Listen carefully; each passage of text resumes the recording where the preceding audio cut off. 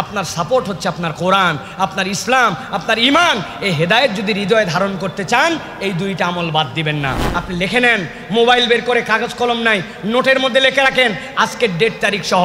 আপনার বয়স যদি আজকে 15 থেকে হয়, আপনি যদি এটা 35 বছর পর্যন্ত কন্টিনিউ করতে পারেন, আল্লাহ আপনাকে হেদায়েতের উপরে রাখবে, জীবনে আপনি বিভ্রান্ত হবেন না ইনশাআল্লাহ। আল্লাহ রাব্বুল আলামিন যেদিন সকলকে একত্রিত করবেন, ওই দিবসের মতো ভয়ঙ্কর দিবস আর একটাও নাই। আল্লাহ রাব্বুল আলামিন সূরা হজের মধ্যে এ বিষয়ে বিস্তারিত আলোচনা করেছেন। আল্লাহ এক পর্যায়ে বলতে বলতে বলেছেন যে এই পেটের মধ্যে সদ্য সন্তান আছে, এখনো ম্যাচিউর হয় নাই, কিন্তু ওই দিবসটা এমন ভয়ঙ্কর হবে যে তার মা আতঙ্কে তার সন্তানকে পেটের থেকে গর্ভপাত করায় দিবে, সে বুঝতেই পারবে না তার পেটের সন্তান বেরিয়ে গেছে। এত ভয়ঙ্কর দিবস। আল্লাহ কোরআনুল কারীমের মধ্যে বলছেন, ওয়া তাদাউ কুল্লু যাতিন হামলিন হামলাহা ওয়া তারান নাসা সুকারা। আর হে রাসূল, আপনি মানুষকে দেখতে পাবেন মানুষ যেন পাগল হয়ে গেছে, মানুষ যেন আসক্ত হয়ে গেছে, সুকারা, মানুষ যেন পাগলামো করতেছে, নেশাগ্রস্ত। আল্লাহ বলছেন, কি মনে করছেন তারা কি কোনো পানি খেয়ে নেশাগ্রস্ত? আল্লাহ বলছেন, ওয়া মা হুম বিসুকারা ওয়ালাকিন্না আযাবাল্লাহি শাদীদ। আসলে ওই দিন আল্লাহর আযাব যেটা, ওটা ভয়ঙ্কর। ওই ভয়ঙ্কর আযাবের কারণে মানুষ পাগল হয়ে যাবে, মানুষের মধ্যে মাতলামি চলে আসবে, পাগলামো চলে আসবে। আল্লাহ বলছেন ওই দিবস, যেই দিবসের ব্যাপারে আয়েশা রাদিয়াল্লাহু তাআলা আনহা রাসূলুল্লাহ সাল্লাল্লাহু আলাইহি ওয়াসাল্লামের কাছে এসে বলার পরে হযরত আয়েশাকে রাসূলুল্লাহ সাল্লাল্লাহু আলাইহি ওয়াসাল্লাম বলছেন, আয়েশা, ওই দিবসে কারো গায়ের মধ্যে কোনো বস্ত্র থাকবে না, সব মানুষ বস্ত্রহীন হয়ে যাবে। আয়েশা রাদিয়াল্লাহু তাআলা লজ্জা পেয়ে বলছেন, ইয়া রাসূলুল্লাহ, আমার বাপ, আমার ভাই, আমার সাহাবায়ে কেরাম, তার সামনে আমার গায়ে কাপড় থাকবে না, এটা কেমন কথা? রাসূলুল্লাহ সাল্লাল্লাহু আলাইহি ওয়াসাল্লাম বলছেন, আয়েশা, কে তোমার ভাই আর কে তোমার বাপ, এই চিন্তা করার সময় তোমার সেখানে থাকবে?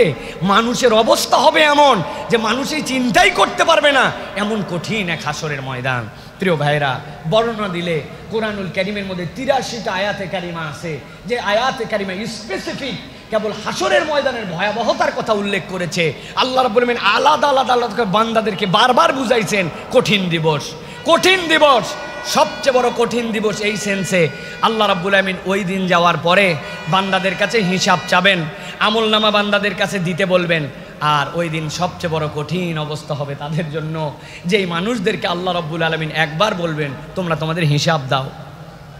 যদি কাউকে আল্লাহ বলেন হিসাব দাও, নবী করিম সাল্লাল্লাহু আলাইহি ওয়াসাল্লামের হাদিসের আলোকে বোঝা যায় ওই বান্দা ফেঁসে যাবে, ওই বান্দা ফেঁসে যাবে। সুল হিসাব, হাদিসের মধ্যে এটার ব্যাখ্যা কোরআনের এই তাফসীরের মধ্যে আসছে। সুল হিসাব মানে আল্লাহ যদি বলেন তোমাকে হিসাব দিয়ে পার পেতে হবে, তাহলে ওই বান্দা আটকায় যাবে। আল্লাহ রাব্বুল আলামিন এই জন্য আল্লাহর কাছে ফরিয়াদ করতে বলছেন, আল্লাহ তুমি আমাদেরকে খারাপ হিসাব থেকে বাঁচাও। খারাপ হিসাব মানে কি? আমার যে হিসাব, এই হিসাবে আমি আল্লাহর কাছে দিতে পারবো না। এই কঠিন দিবস নবী করিম সাল্লাল্লাহু আলাইহি সাল্লাম বলছেন, ডানে বিপদ, বামে বিপদ, সামনে বিপদ, পিছনে বিপদ। আদম আলাইহিস সালাম থেকে মুহাম্মদুর রাসূলুল্লাহ সাল্লাল্লাহু আলাইহি সাল্লাম পর্যন্ত মানুষ দৌড়াবে, শুধু একটুখানি বিচার যেন শুরু হয়ে যায়, তারপরে যা হয় হবে। আমরা সহ্য করতে পারি না এরকম কঠিন দিবস। আল্লাহ নবী বলছেন, ওই দিবসেও আমি মুহাম্মদুর রাসূলুল্লাহ সাল্লাল্লাহু আলাইহি সাল্লাম তোমাদেরকে জানাচ্ছি 60টা শ্রেণী এমন হবে যেই মানুষগুলোর ওই দিন কোনো টেনশন থাকবে না।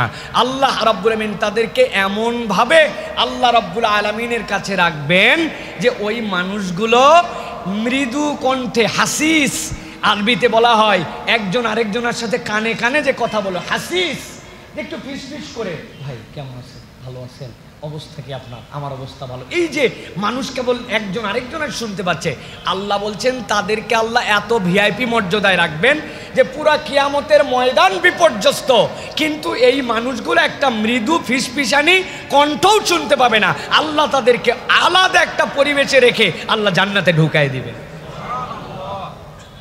ওই জান্নাতে যাওয়ার আগে নবী করিম সাল্লাল্লাহু আলাইহি ওয়াসাল্লাম বলছেন 60টা শ্রেণীকে আল্লাহ রাব্বুল আলামিন তার আরশে আজিমের ছায়া দিবেন, যেই দিন আল্লাহর ছায়া ছাড়া আর কোনো ছায়া থাকবে না। এই হাদিস জীবনেও শুনেননি এরকম এখানে একজন লোকও নাই, ঠিক কিনা ভাই? সবাই জানি আমরা, কিন্তু কোরআন আমাদেরকে বলছে ফাযাক্কির ফাইন্না যিকরা তানফাউল মুমিনিন, ফাইন্না যিকরা, আল্লাহ বলছেন স্মরণ করান, আপনার উম্মতকে আবার বলেন নিশ্চয় আপনার উম্মত এই জিকিরের দ্বারা কল্যাণ পাবে। তো আজকে আমরা সংক্ষিপ্ত সময়ে এই যে কঠিন গরম, এই যে কঠিন পরিবেশ চলতেছে আমাদের, এই পরিবেশে আমরা একটু ফিল করতে পারছি কষ্টটা কি, গরমটা কি, বিদ্যুৎ না থাকার ফিলিংসটা কি।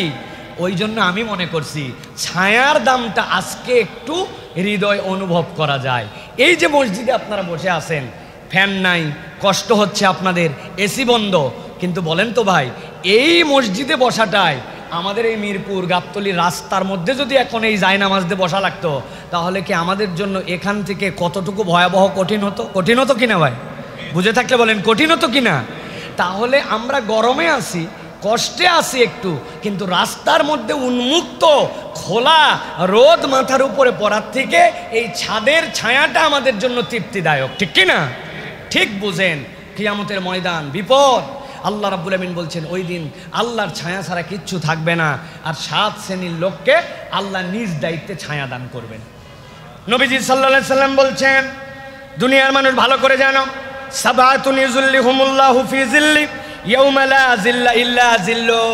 আল্লাহর ছায়া ছাড়া ওই দিন যখন বান্দাদের কাছে আর কোনো ছায়া থাকবে না, রব্বুল আলামিন ওই দিন 7 শ্রেণীর মানুষকে নিজে ডাক দিবেন, ডাক দিয়ে বলবেন, ও বান্দা তোমার কোনো চিন্তা নাই, আজকের দিবসে কষ্ট আছে মানুষের জন্য, আজকের দিবসে হিসাব হবে, আজকের দিবস তোমাদের জন্য বিপদ, কিন্তু আমি রব্বুল আমিন নবীকে দিয়ে জানাই দিলাম, দুনিয়ায় যদি তুমি এই 7 কোয়ালিটির মধ্যে নিজেকে ঢুকায় নিতে পারো, কিয়ামতের ময়দানে কিয়ামত হতে থাকবে, কিন্তু আমি রব্বুল আমিন তোমাকে আমার আরশে আযমের নিচে ছায়া দিয়া আমার বান্দার ওই সময়টুকুকে পার করায় দিব।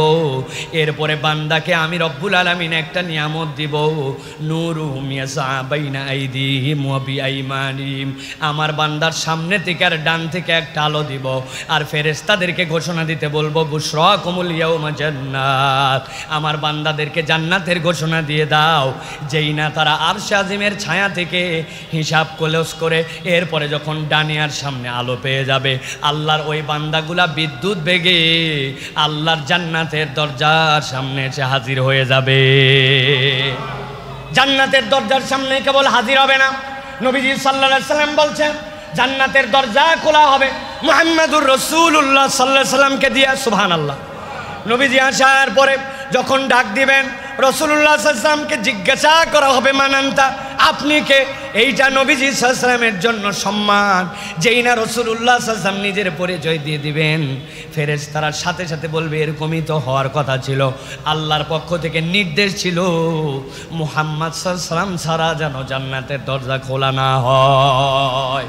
নবীজি বলছেন এরপরে উম্মতের মধ্যে তালিকা প্রকাশ করা হবে। উম্মতের প্রথম ব্যক্তি হিসাবে হযরত আবু বকর সিদ্দিক রাদিয়াল্লাহু তাআলা জান্নাতে ঢুকে যাবেন।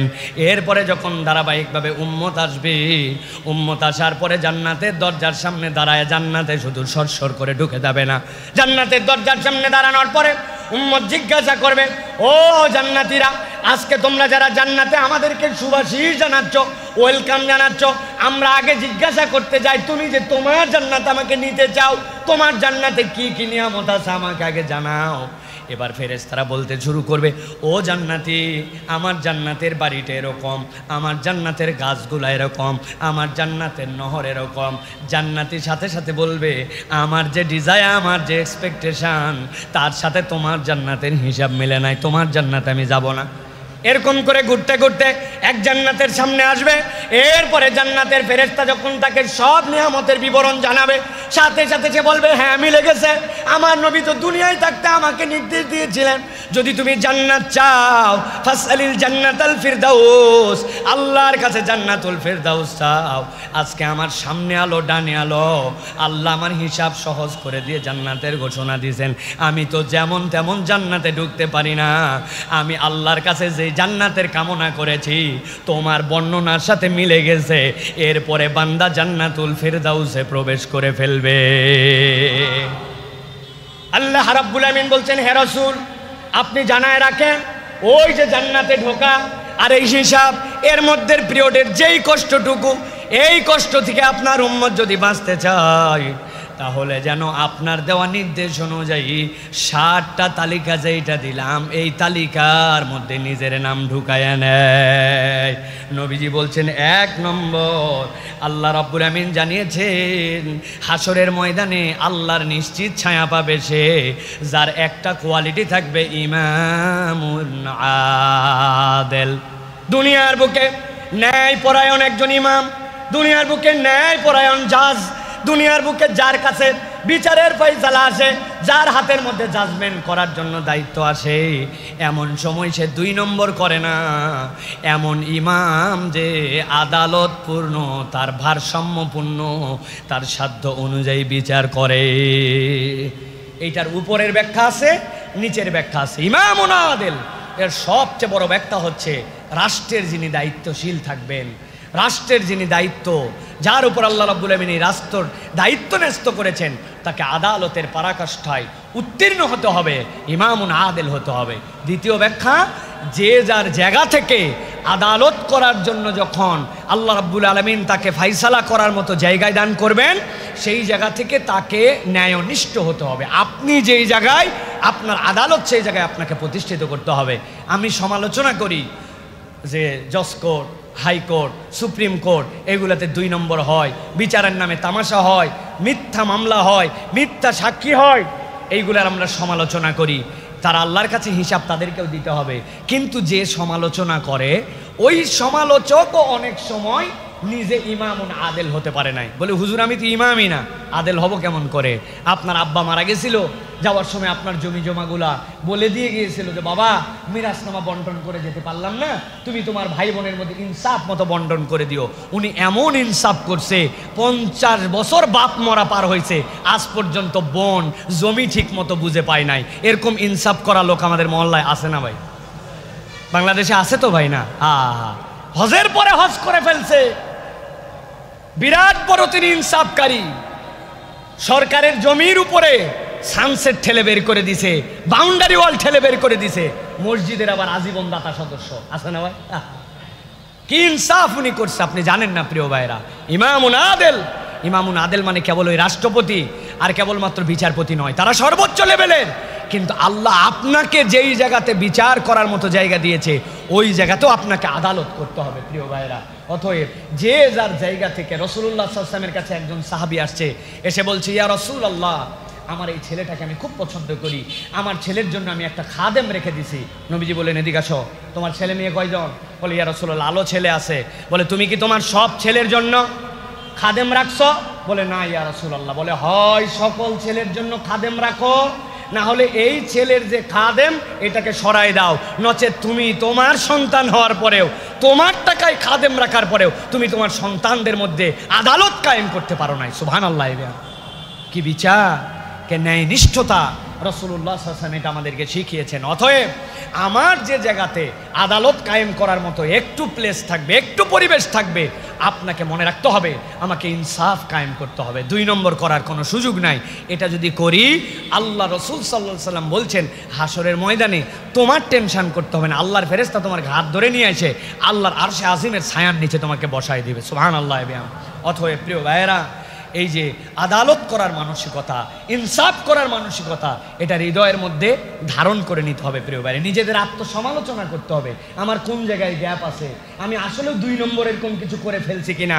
এরকম যদি না হয় তাহলে আল্লাহর কাছে আমাদেরকে ধরা খেতে হবে প্রিয় ভাই। আল্লাহ আমাদেরকে বোঝার তৌফিক দান করেন, বলেন আল্লাহুম্মা আমিন। 2 নম্বরে সংক্ষেপে বলছি, আল্লাহ রাসূল সাল্লাল্লাহু আলাইহি ওয়াসাল্লাম বলছেন ওয়াশাবুন নাশা ফি ইবাদাতিল্লাহি তাআলা। আর এমন যুবক, যেই যুবক তার যৌবন কালটাকে আল্লাহ রাব্বুল আলামিনের ইবাদতের মধ্যে নিমজ্জিত রেখেছিল। সুবহানাল্লাহি বিহামদি। আমরা যেরকম মনে করি যে কি ব্যাপার ভাই, মুখে আপনার দাড়ি নাই কেন? কি ব্যাপার ভাই, এখন পর্যন্ত আপনি নামাজ কালাম পড়েন না কেন? কি রে ভাই, আপনি এখন পর্যন্ত মসজিদমুখী হলেন না কেন? বলে আমার আব্বা বিয়ার পরে, আমি হওয়ার পরে 40 বছর হওয়ার পরে আমার ফ্যামিলিতে নামাজ পড়ছে, আল্লাহ দিলে এখনও বয়স হয় নাই, বয়স হওয়ার পরে এরপরে আমিও নামাজ কালাম ধরবো। আমাদের অনেকের টেন্ডেন্সি, মেন্টালিটি এরকম আছে, কিন্তু আল্লাহ বলছেন এই মেন্টালিটিটা ভালো মেন্টালিটি নয়। তুমি যদি হাসরের দিনে অটোমেটিক আল্লাহর আরশের ছায়ার নিচে তোমার স্থান পেতে চাও, আল্লাহ রাব্বুল আমিন বলছেন ওয়াশাবুন নাশা ফি ইবাদাতিল্লাহি তাআলা, তার যৌবনকালটা সে এলোমেলো কাটায় নাই, আল্লাহর ইবাদত আল্লাহ নির্দেশিত পথ এসে তার যৌবনকাল পার করছে, ওই যুবকের কোনো চিন্তা নাই। ওই যুবক যখনই মারা যাক, আল্লাহ রাব্বুল আলামিন আরশে আজিমের ছায়ার নিচে ওই যুবকের জন্য জায়গা দিয়ে দিবেন। সুবহানাল্লাহ। অতএব আমার তরুণ, আমার যুবক, আমার প্রিয় ভাইয়েরা, আপনাদের জন্য বলবো, কাল ক্ষেপণ করে সময়ের আবরণে নিজেকে ঢাকায় রেখে অপেক্ষার প্রহর গুনায়ে আমরা যেন নিজেদের জীবনকে নষ্ট না করি। এই যুবককাল এটা হচ্ছে আমাদের জন্য বিরাট নিয়ামতের সময়। এই যৌবন আমাদের জন্য বিরাট নিয়ামতের সময়। অনেক মুরব্বী আছে দেখবেন আপনারা, আসরের নামাজের পরেও মসজিদে বসে থাকে, মাগরিব পর্যন্ত বের হয় না। আছে না ভাই? আছে না? আহা, কি জন্য বসে থাকে বলেন তো ভাই? জানেন আপনি, ওই মুরব্বীর আর কোনো কাম নাই। রাগ করেন না, আলহামদুলিল্লাহ সব মুরব্বীও বসে থাকতে পারেন না। যিনি বসে থাকেন তাকে আমি ক্রিটিসাইজ করছি না, আল্লাহ তার ইবাদত কবুল করেন, কিন্তু আসলে ওনার করার মতো কিছু নাই।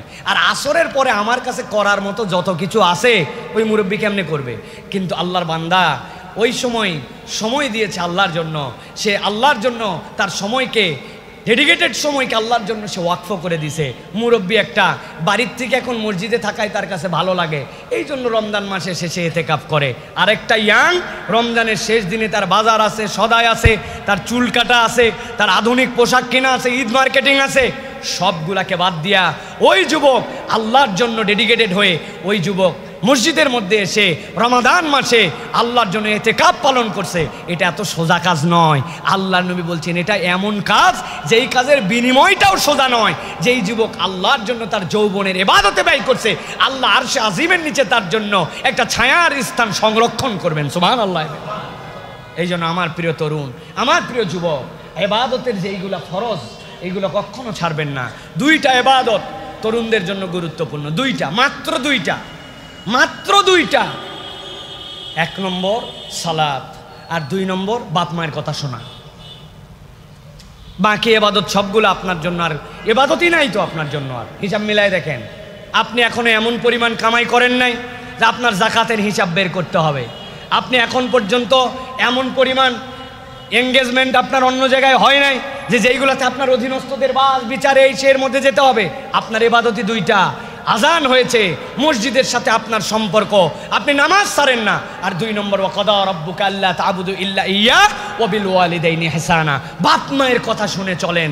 এই দুইটা নিয়ম যদি আপনি আপনার 18 থেকে শুরু করে 35 পর্যন্ত আপনার লাইফে প্র্যাকটিস করতে পারেন, আল্লাহ আপনার জীবনকে বিরাট রঙিনভাবে উদ্ভাসিত করে দেবেন ইনশাআল্লাহ। এইটা আপনার জন্য লাগবে প্রিয় ভাইরা। তরুণরা একটু খেয়াল করে দেখেন, কথায় বললেই তো স্যারের কথা মনে হয়। আব্দুল্লাহ জাহাঙ্গীর রহমাল্লাহ বলতেন যে আমার কাছে এসে অনেকেই বলে যে স্যার আমি তো পরিবারকে না জানায় বিয়ে করে ফেলছি, আমি পরিবারকে না জানায় কোর্ট ম্যারেজ করে ফেলছি, এখন আমার এই বিয়ে বৈধ না অবৈধ? স্যার বলেন যে ওই ছেলেটার দিকে তাকায়া আমার মনের মধ্যে বড় মায়া হয়। কেন মায়া হয়? বলবেন ও বিয়ে করে ফেলছে এই জন্য মায়া হয়। বলে না, দেখো এই ছেলেটা এমন একজনের সাথে সম্পর্কিত হয়েছিল, সম্পর্কটা তার হারাম ছিল, সম্পর্কটা তার অবৈধ ছিল, কিন্তু পারিপার্শ্বিকতায় সে একটা গুনার মধ্যে পড়ে গেছে। কিন্তু তার সমাজ, তার পরিবার, তার আব্বা, তার ফ্যামিলি, তার বন্ধু কেউ তাকে ইমানের পথে উৎসাহিত করে নাই। ওর ভিতরে একটা ইমানের বাতি আছে যেটাতে মনে হয়েছে সম্পর্কিত হয়েছি, কিন্তু আমি যদি তার সাথে শারীরিক সম্পর্কে লিপ্ত হই, বিবাহ পূর্ববর্তী যদি তার সাথে আমি তার বেডে চলে যাই, তাহলে তো আমি জেনাকার হয়ে যাব। এখন সে তার কামনা আছে ভিতরে, কিন্তু তার ইমান তাকে একটু উস্কায় দেয় যে না এই কাজ করিস না, অন্তত পক্ষে বিয়ে কর, বিয়ে না করলে তুই বাঁচবি না। পরিবার কীরকম বেহায়া আমাদের, পরিবার এক পর্যন্ত জানতো ছেলের অবস্থা কি, কার সাথে ঘোরে, পরিবার কিছু বলে নাই, করুকগা। কিন্তু যেই না সে বিয়ে করে ফেলছে বৈধটা, এখন পরিবার তাকে মানবে না, নিবে না, ত্যায্য করে দিবে। অথচ সে যে ইমানের দাবিটা দেখাইছে এটা সমাজ তাকে সাপোর্ট করে নাই, আল্লাহ তার ইমানের নূর দিয়ে তাকে এই পর্যন্ত হেদায়েতের রাস্তায় রেখেছে। স্যার বলেন ফতুয়া পড়ে, আগে তুমি এই বাস্তবতাটা কল্পনা করো। প্রিয় ভাইরা, এই জন্য বলবো এই সমাজ, এই আশপাশের পরিবেশ কেউ আমাদের বন্ধু না, কেউ আমাদেরকে সাপোর্ট করে না। আপনার সাপোর্ট হচ্ছে আপনার কোরআন, আপনার ইসলাম, আপনার ইমান। এই হেদায়েত যদি হৃদয়ে ধারণ করতে চান এই দুইটা আমল বাদ দিবেন না। নামাজ এনিহাউ আপনাকে আদায় করতেই হবে, আর বাপ মায়ের কথা শুনতে হবে। বাপ মা এমন একটা কথা বলছে আপনার পছন্দ হয় না, ভাল লাগে না, আনস্মার্ট লাগে, চুল কাটা তারটা যেই স্টাইল বলে আমার পছন্দ হয় না, জামা কাপড় যেমনি পরতে বলে, সন্ধ্যার পর বাড়িতে আসতে বলে, সকাল সকাল একটু উঠতে বলে, বাড়ির মধ্যে একটুখানি বাড়ির থেকে খারাপ বন্ধু বান্ধবের সাথে ঘুরতে মানা করে, একটাও আমার মনের সাথে মিলে না। কি বুঝবে বাপ মা? 40 বছর আগের বাপ মা, এখনকার দুনিয়া বোঝে নাকি? হ্যাঁ, এখনকার কীরকম করে চলতে আপনার মনের মধ্যে উস্কায় এগুলা।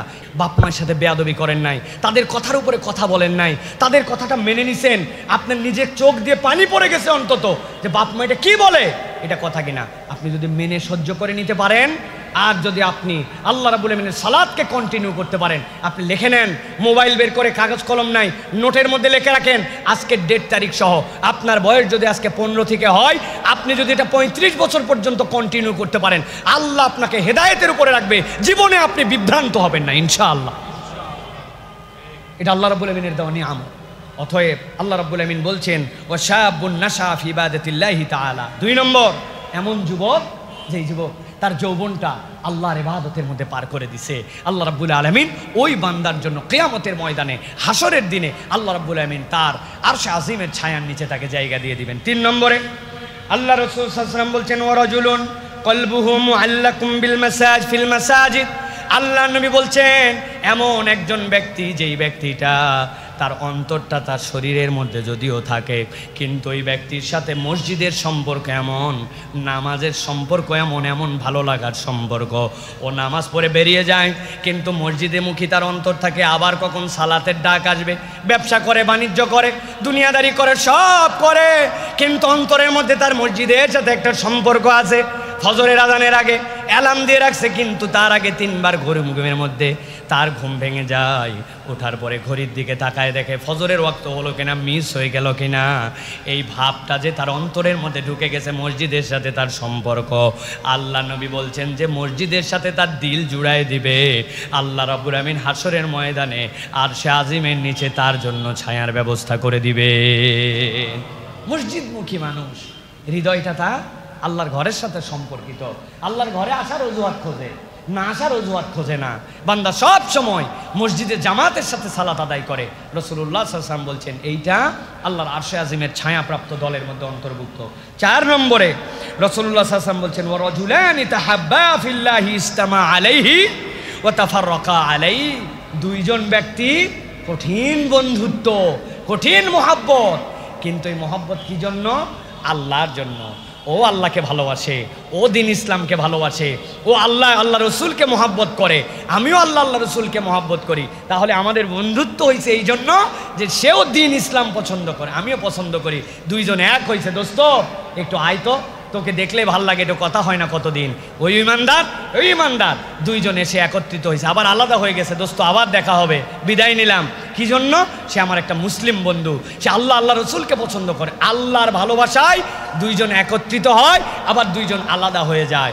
আল্লাহ বলতেছেন এই রকম যে ব্যক্তিদ্বয়, এই ব্যক্তিদ্বয়কেও আল্লাহ রাব্বুল আমিন তার আরশে আজিমের নিচে ছায়া দিয়ে দিবেন। সুবহানাল্লাহ। অতএব এটা একটা বেসিক যে আমাদের বন্ধুত্ব, আমাদের ভালোবাসা, আমাদের সম্পর্ক, আমাদের দেখা সাক্ষাৎ, আমাদের দাওয়াত, আমাদের একজনের সাথে আরেকজনের সময় দেওয়া, এইগুলো আল্লাহ এবং আল্লাহ রসুলকে প্রায়োরিটি দিয়ে আমাদের করতে হবে, কেবল দুনিয়ার জন্য নয়। চল চিল করি, একটু চিল করতে যাই, কি করে? প্রথমেই যাওয়ার পরে বিড়ি ধরায়, বিড়ি ধরানোর পরে এরপরে খায়, খাওয়ার পরে তারপরে শেষে একটু লাল পানি নীল পানি খায়, আবার ফেরার সময় একটা বিড়ি ধরায় চলে আসলো। এদেরকে এই মহব্বত আপনার কি মনে হয় যেটা আল্লাহ রসুলের জন্য মহব্বত? প্রিয় ভাইরা, না। কিন্তু আমাদের কালচার এরকম হয়ে গেছে, এখন আমরা চিল করতেছি, আমরা ঘুরতেছি। হ্যাঁ, আমরাও চিল করি, আমরাও চিল করি, কিন্তু চিল করার লেভেল আছে। আপনি যখন দেখলেন, হ্যাঁ, বন্ধু বান্ধবের সাথে রাসূলুল্লাহ সাল্লাল্লাহু আলাইহি ওয়াসাল্লাম বলেছেন তোমাদের মধ্যে সর্বোত্তম আমল কি?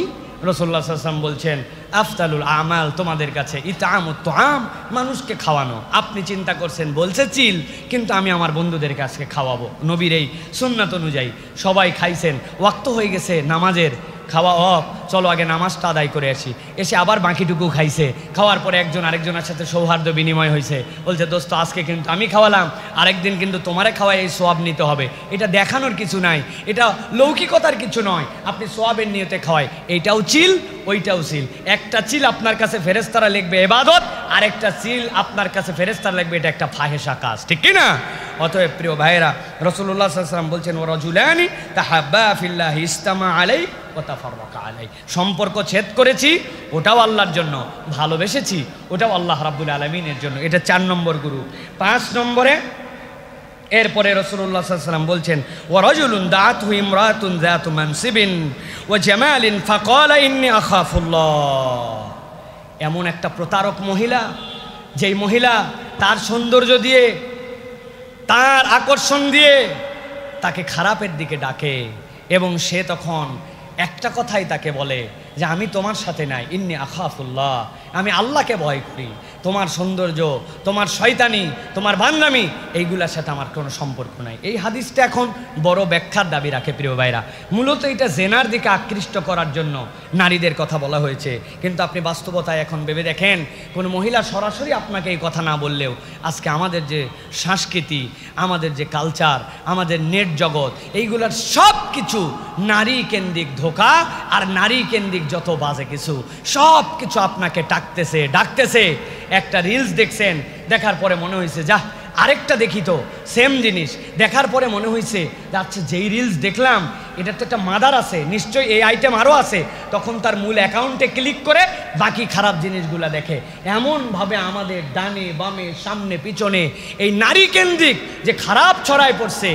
রাসূলুল্লাহ সাল্লাল্লাহু আলাইহি ওয়াসাল্লাম এই হাদিসের মধ্যে ডাইরেক্ট জেনার অ্যাপ্রোচের কথা বলেছেন, কিন্তু আপনি হিসাব করে দেখেন আজকের তরুণ প্রজন্মকে, আজকের যুবকদেরকে, আজকের যে বাস্তবতা, আজকের যে ফাহেসা, এটা আমাদেরকে পদে পদে আমাদেরকে হারামের দিকে ডাকতেছে। ঠিক কিনা ভাই?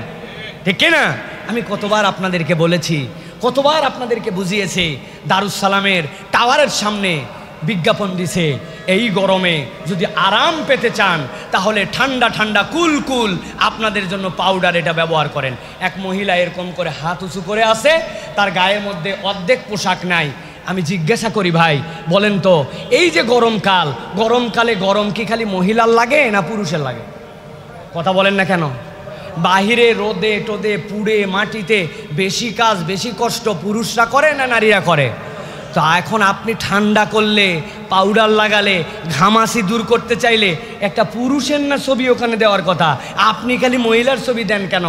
আসল উদ্দেশ্য পাউডার বিক্রি নয়, কেবল ওই মহিলাকে বিজ্ঞাপিত করে ওই মহিলাটা দিয়ে আপনার আমার গুনাহ কামাই করানো। এটা একটা হচ্ছে জাহেলি সমাজের চরিত্র। ঠিক কিনা? সব জায়গায় তাই, সব জায়গাতে তাই। আপনি হিসাব করেন নাই, প্রসাধনী থেকে শুরু করে সব কিছুতে। ওই যে জাকির নায়েক একবার বলছিলেন না যে BMW গাড়ি বিক্রি হবে, ওই BMW গাড়ির সামনে দুইটা স্বল্প বসনা নারী, তার হাতের মধ্যে লেখা আছে লেটস ড্রাইভ হার। তো উনি জিজ্ঞাসা করছেন চালাবো কাকে, এই মহিলা না গাড়ি? তুমি BMW গাড়ির বিজ্ঞাপন করতেছো কিন্তু লেখছো লেটস ড্রাইভ হার। এটা আমার কথা নয়, জাকির নায়েকের কথা। যে ওই মহিলাটা আপনি কেন দাঁড় করাইছেন? এটাই হচ্ছে ইন্নাল্লাযীনা ইউহিব্বুনাল ফাহিশা ফিল্লাযীনা আমানু, ইমানদারদের মধ্যে যাতে ফাহেসাকে ছড়াই দিতে চায়, এটা হচ্ছে শয়তানের সবচেয়ে বড় জঘন্য চরিত্র। শয়তান চরিত্র নষ্ট করতে চায় এই নারী দিয়ে, নারীবাদ দিয়ে। অতএব প্রিয় ভাইয়েরা, আমি যদি আল্লাহর আরশ আজিমের নিচে আমার অবস্থান চাই, তাহলে কেবল ডাইরেক্ট হয়তো আমাকে কোনো নারী অ্যাপ্রোচ করবে না, কিন্তু নারী কেন্দ্রিক যত ফেতনা, যত বিজ্ঞাপন, যত ফেসবুকিং, যত ইউটিউবিং, যত ধরনের প্রচার, এইগুলার থেকে আপনাকে একদম সন্তর্পণে, আপনাকে একদম সচেতনভাবে এখান থেকে আপনাকে বেঁচে থাকতে হবে। এই বেঁচে থাকা যদি কোনো যুবকের প্রচেষ্টা হয়, কোনো পুরুষের প্রচেষ্টা হয়, ইনশাআল্লাহ এই হাদিসের আলোকে আল্লাহ রাব্বুল আলামিন তাকে কিয়ামতের ময়দানে আল্লাহর আরশ আজিমের নিচে ছায়া দিবেন ইনশাআল্লাহ। প্রিয় ভাইয়েরা, অতএব আমাদেরকে এটার জন্য কষ্ট করতে হবে ভাই। এটা এরকম না হুজুর চলেই আসছে, আমার দোষ কি? আমি কি ইচ্ছা করে দেখতে চাইছি? ভাই ইচ্ছা করে দেখতে না চাইলেও ইচ্ছা করে আপনাকে বাঁচতে হবে। এখান থেকে বেঁচে থাকাটা আপনার জন্য দায়িত্ব। প্রিয় ভাইরা, সহজ নয়, বলাটা খুব সহজ, বলাটা খুব সহজ, কিন্তু এই আমল করাটা অনেক কঠিন।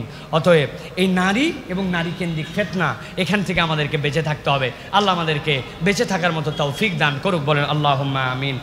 এরপরে রাসূলুল্লাহ সাল্লাল্লাহু আলাইহি ওয়াসাল্লাম বলছেন, ওয়া রাজুলুন তাসাদ্দাকা বিসাদাকাতিন ফাআখফাহা হাত্তা লা তা'লামা শিমালুহু মা তুনফিকু ইয়ামিনুহু।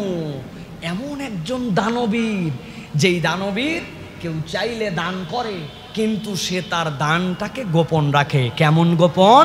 আল্লাহ নবী বলছেন ডান হাতে দান করে বাম হাত টের পায় না। সুবহানাল্লাহ। বাম হাত টের পায় না। এইরকম গোপনে কিছু দান, দান সিররা ওয়া আলানিয়া, প্রকাশ্যেও করতে পারি, গোপনেও করতে পারি। আমার যখন অভাব তখনও করতে পারি, যখন অভাব নাই তখনও করতে পারি। কিন্তু আল্লাহর নবী স্পেশাল করেছেন এমন এক দল যারা দান করে কিন্তু বলে বেড়ায় না, গোপন রাখে। তার অনেক দান প্রকাশ্য আছে, কিন্তু কতক দান আছে কেউ জানে না। তার ডান হাত আর বাম হাতের ব্যাখ্যা কি? তার দুইটা পকেট আছে, বাম পকেটেও টাকা আছে, ডান পকেটেও টাকা আছে, কিন্তু বাম পকেটে হাত দেয় নাই। সে আস্তে করে ডান পকেটতে বের করে আস্তে করে ডান দিয়ে দিছে। তার বাম হাতও নড়ে নাই ওই সময়। সে এমন গোপন রেখেছে তার দানটাকে। আল্লাহ নবী করিম সাল্লাল্লাহু আলাইহি ওয়াসাল্লাম বলছেন এই গোপন দান আল্লাহ রাব্বুল আমিন আরশে আজিমের নিচে তোমার জায়গা দিবে। অন্য হাদিসে নবীজি বলছেন আল্লাহর রাগ দূর করাই দিবে, আল্লাহ তোমার জীবনে বরকতে ভরাই দিবে। সুবহানাল্লাহ। কিছু দান গোপন রাখতে হয় ভাই, সব বলতে হয় না। বউ জানবে না, কেউ জানবে না, আমার নিজের খাতা কলমের হিসাবের মধ্যেও নাই আমি কিছু দান খয়রাত করে ফেলছি। এটার অ্যামাউন্ট কত হবে? অন্তত পক্ষে 2-3 লক্ষ টাকা, তাই তো না প্রিয় ভাইরা? না, আপনাকে আল্লাহ যা সাধ্য দিয়েছে আপনি সেখান থেকে কিছু দান খয়রাত করবেন, যেটা আল্লাহ রাব্বুল আলামিনের জন্য একদম সংরক্ষিত। প্রত্যেকের এটা আমল বানায় ফেলেন ভাই, প্রত্যেকে বানায় ফেলেন। 10, 20, 50, 100 সপ্তাহে আমার এমন দান থাকবে, কাউকে বলবো না, আমার হিসাবের তালিকার মধ্যে থাকবে না, কেউ জানবে না, চুপচাপ দিয়ে দিব একবারে। আশপাশে আগে দেখে নিব কেউ আছে কিনা নাই, বাস আল্লাহ এটা তোমার আর আমার হিসাব, এটা আমার হালাল কামাই থেকে। আমি স্টুডেন্ট মানুষ, এই টাকা দিয়ে আমি চা খেতে পারতাম, এই টাকা দিয়ে আমি অন্য কিছু করতে পারতাম।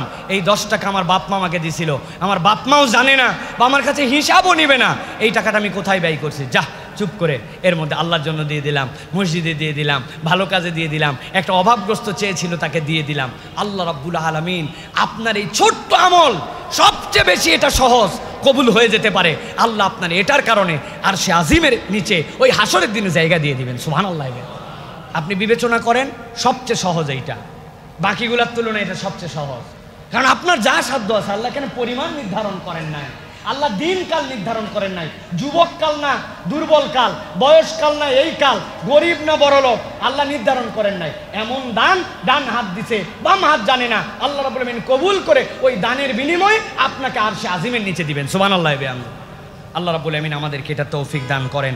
সর্বশেষ রাসূলুল্লাহ সাল্লাল্লাহু আলাইহি ওয়াসাল্লাম বলছেন ওয়ারাজুলুন যাকারাল্লাহা খালিয়ান ফাফাদাত আইনা, এমন ব্যক্তি আল্লাহ নবী সাল্লাল্লাহু আলাইহি ওয়াসাল্লাম বলছেন আরশে আজিমের নিচে রব্বুল আলামিন ফেরেশতা থেকে তাদেরকে খুঁজাবেন, খুঁজায় খুঁজায় ফেরেশতাদেরকে তাদেরকে জায়গা দেওয়াবেন।